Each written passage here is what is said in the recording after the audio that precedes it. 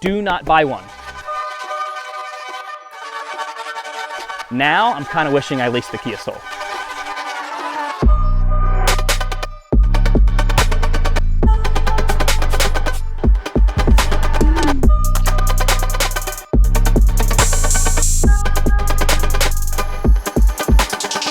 This is the 2025 Dodge Charger Daytona, and boy, do we have a ton to go over. I've had this for about 2 months now, and it's really been nothing short of a total disaster. Don't get me wrong, this car is a ton of fun to drive, and it's pretty revolutionary, and I kind of like the styling, but I have a really long list of things that you guys really need to know before you step into the new Daytona. So we'll start with the exterior styling, which it's kind of weird because it's reminiscent of like a Challenger.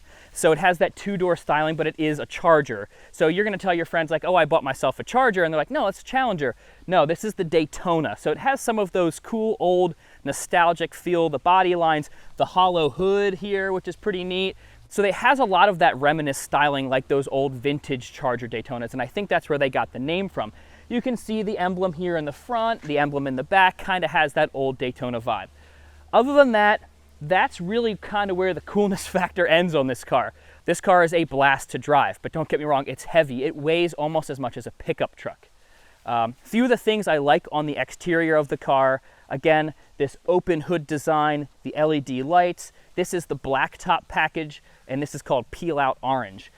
Dodge has a lot of really cool color options this year. They've got like that Destroyer Gray and a bunch of other cool other things. And there are plenty of them on Dodge dealers' lots right now, and there's a big reason for that. So my huge advice right now on these is do not buy one. So just like the thumbnail in the video might say, don't actually buy one. You are to lease these cars. You can get crazy deals. There's billboards saying $99 a month, $199 a month for the Scat Packs. They are insanely cheap to lease. Now, obviously, those are intro rates that are kind of over-exaggerated. Really, my lease price on this one was $215 a month with a couple $1,000s down, which to me, I went into the Dodge dealership because I knew somebody at the Dodge dealer thinking, maybe we'll get a company car like, I don't know, like the new Jeep Wagoneer S or a Compass or something just basic. And when I found out I could lease this for less than a Kia Soul, I was like, it's a no-brainer, right? Now, I'm kind of wishing I leased the Kia Soul. Here's a couple reasons why. This car's got a ton of blind spots. I mean, that's how sports cars are. Like the Camaros are like this, the Challengers are like this, ton of blind spots. I knew that. So getting into that, it is what it is. The hatch style trunk on this thing is actually pretty cool when the button works. So rather than a trunk, it has a hatch, and you can put a whole bunch of stuff in here. We've had like 4 sets of golf clubs going across, which I think is pretty cool. It does get really shallow back here, so you'll squash your groceries.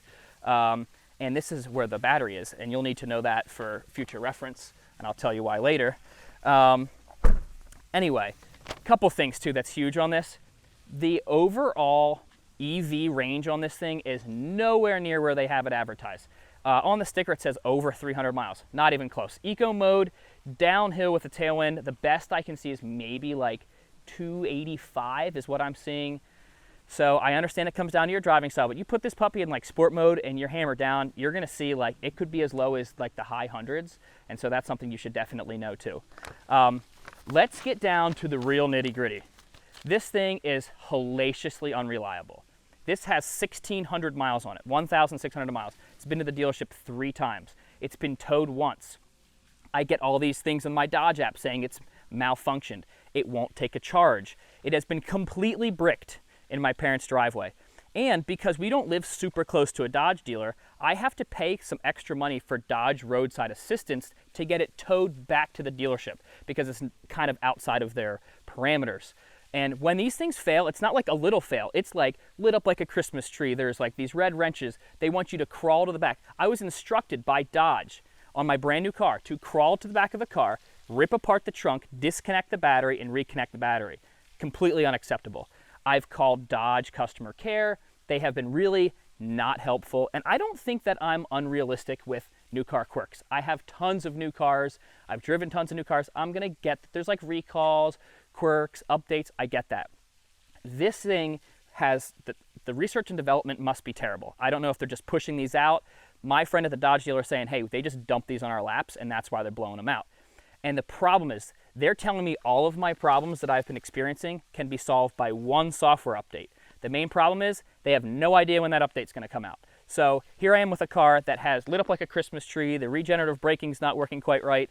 I have to crawl to the back. It's bricked while my wife's at work. It won't take a charge, a bunch of crazy things. And they say it's going to be solved by an update, just no idea when. And they said, just drive it until you get it and deal with it.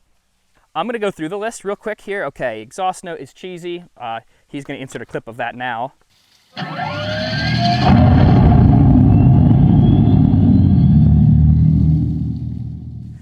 It's broken all the time, so that's kind of funny. It's heavy, we talked about that. It's got cool designs. The remote start doesn't work. The keyless entry thing doesn't work. The proximity sensing keys don't work. The trunk doesn't pop open like it should. Charging issues, like I said, I keep getting notifications on the app that's saying that the charger cable's too hot, so that's that. Customer support's not great through Dodge. There's no updates available. They just send me the number to like the National Dispute Center, and they said, well, they can deal with that. They'll get you corrected on that, so that's fun. So the interior layout's pretty good. A couple of things that really bother me. This AC panel is so cheap feeling. Like it's this like active touch thing, and it like only works half the time, and I don't really like that. I also have a pet peeve that there's only USB Type-C chargers in here. So if you had like an old school iPad or like an iPhone or something like that, they're not going to plug in unless you have like the adapter cable.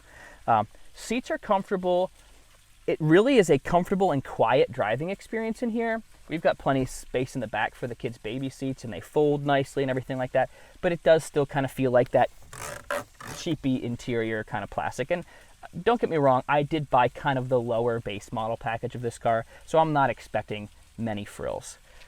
The square bottom steering wheel is pretty cool too. It's actually takes some getting used to because I'm kind of like a hand over hand kind of guy. And these paddles are kind of deceiving. You would think that it like automates shifting, but actually all it does is turn up or turn down your regenerative braking. I don't really like the feature. If I bump it, it's annoying. I still can't wrap my head around like that 1 foot driving like the people can do in the Teslas. So the paddles, they're just useless to me. The one thing that I want to mention too, the regenerative braking while you're driving is very aggressive. So like, and I've had some EVs before, so don't get me wrong, this is not my first electric car. When you're slowing down, the brake pedal pulsates almost like you have a warped rotor. You can kind of almost feel like the brushes in the motor or whatever they are trying to regen, and it's so aggressive when you're coming down hills, it's almost startling. It has a really cool feature. I'm like a nerdy car guy. It has this power shot button. So when you're going and you're like flat out, you hit this power shot button, and it's kind of almost like the ludicrous mode that like the Teslas have, that it just gives it all it's got for 10 seconds. And this thing is wild. My brother drove this thing, and he's like, you know what? All this thing really is a smile machine, and I'm okay with that. The thing is, I've completely figured out why there are tons of these things on dealers' lots right now, and this is why. This car has no idea what it wants to be. It appeals to nobody. Maybe you're like thrifty, you're kind of the Prius person, the Tesla person, you care about economy, you care about just being practical, then you're gonna go buy, again, a Prius, or you might buy a Model 3 or something like that, a Honda Prologue. That's gonna be in your wheelhouse. Let's say you're just like old school muscle car head, right? You love like the General Lee and the orange cars and the Chargers and stuff like that. You are probably that internal combustion engine kind of guy. You don't want any of this newfangled EV stuff, and so you're not interested in this car. And to be honest with you, I don't go to car shows, but like I drive by them or I park at Walmart, and if I see somebody that I know is like kind of just like old school car guy, I'm gonna park far away because I don't even want the ridicule. They're like, oh, that's not a real muscle car. I know it's not a real muscle car. I'm not like super proud to drive it, but it's been pretty much the laughing stock. Maybe I'm being a little too self-conscious. But going back to that, this vehicle appeals to nobody. It doesn't get that muscle car crowd, and it doesn't really get that like economy car crowd. Really the only crowd it appeals to right now is just the cheap car crowd. It's like, I can lease these for like a Kia Forte price, and that's basically what they're appealing to. And I personally don't know how Dodge is gonna make money selling a $70,000 car or leasing for $150 a month. The overall driving experience of this car is actually pretty impressive. Again, it's fun to drive. It's quiet, it's comfortable. The AC works really good. It's so brutal out this week. It feels tight, but like not like super tight. It's one of the only cars that I can say that the drive modes actually make a pretty substantial difference. But you can definitely tell that the thing weighs so much, because any like evasive maneuvering, the thing kind of just wallows. But in a straight line, I mean, the car really is pretty impressive. I mean, it's nothing to just get out of your own way. It's great to merge on the highway. You can put your foot down, and I mean, it just does what it's got to do. It's smooth. It gives that like, I don't know what the noise is, but it's that like helicopter-y noise when you have your windows down, like just a crack, and that's kind of aggravating. But with the windows up, it's actually quite quiet in here. I'm not going to say it's like Mercedes S-Class quiet, but it's actually pretty comfortable. Apple CarPlay and everything works really good too. The user interface is actually quite user-friendly. You know, a lot of pretty nice standard features too. You know, this has heated seats and a heated steering wheel. Joel, you have your heated seats on, dude. I know, you're gonna be cooking yourself, dude.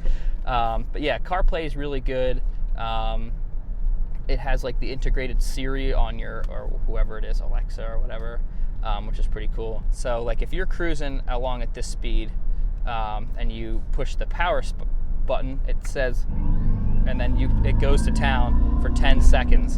And it's actually a pretty substantial boost of power, and also makes the speakers a little bit louder. I'm just waiting for that person to like come out with some sort of like software update or something you can plug in and like turn the exhaust note to like a Farmall Super A tractor, or like, you know, a motorcycle or something crazy. We can like change the sounds, which would be kind of fun.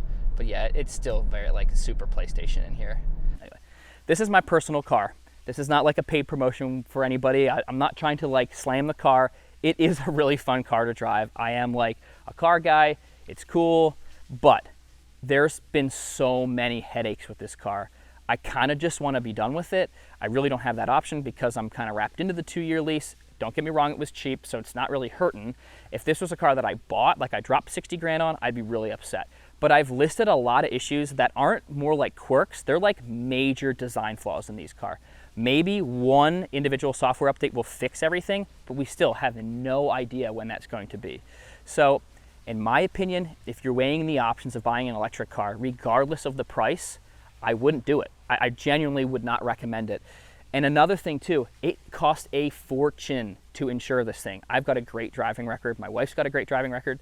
The monthly payments on insurance on this thing are almost more than the car payment themselves, even with a spotless driving record. So between that and what your state might charge for like that EV tax, which in Pennsylvania it's like $200 a year, it starts to kind of not be a good decision. Maybe you should just go lease or go buy that Toyota Corolla or a Toyota Prius or something like that. The one thing that I have noticed is the government, as far as I know, dropped those CAFE standards, which is this overall blanket of efficiency that these auto manufacturers have to try to enact so they're not fined by the government. And so these EVs were pushed in by the previous administration, and they're pumped out because Dodge needs to keep those economy numbers up. But because now we've dropped those, I think you're going to start seeing more fun cars. You're going to start seeing more Hemis coming back, more turbo engines coming back. And in my opinion, I think you lay low on these EVs, because I think these cars are going to be the ones we're reading about in a magazine in 10 years and being like, hey, Dad, did you ever hear about these EV cars? Yeah, these things are going to be a thing of the past, filled up in junkyards. I think it's something we can chat about later. I appreciate you watching this to the end. Come back next time.